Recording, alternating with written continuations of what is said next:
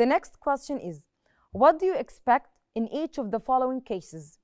The beaks of hoopoe and hawk are mutually exchanged.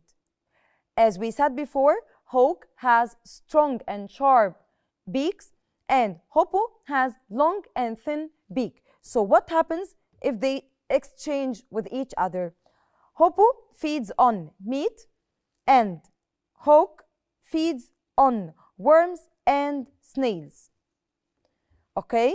When they exchange their beaks, also they will exchange their way of feeding.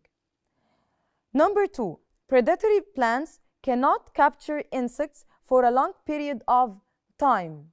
What happens, or what do you expect what happens if the predatory plants cannot capture insects for a long period of time? Of course, they can't make their needed protein because they capture insects to get their nitrogenous waste needed for making protein. And if they don't capture insects, they can't make protein and they can't get the nitrogenous substance that their bodies need. Question number 3.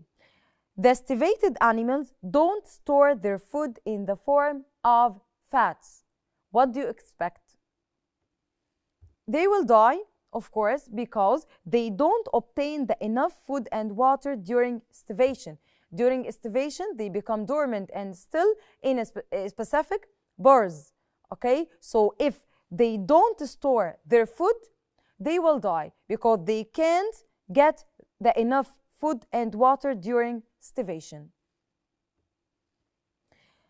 The polar bear cannot undergo hibernation. What do you expect? Also, it will die because it can't tolerate the extreme cold.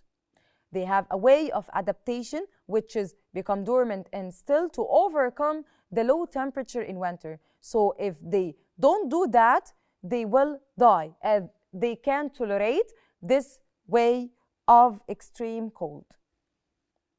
The last question we have today is, give an example to show the adaptation of the following living organism with environmental conditions. Ducks. What about ducks?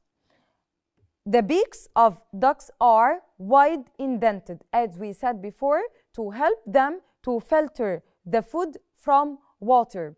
And when we talk about the modification in the body structure, what is the type of the adaptation here? It's a structural adaptation. So their beaks wide indented, this is the way of adaptation in ducks to help them to filter the food from water. The second one is heron. What about heron? What is the way of adaptation or the type of adaptation in heron?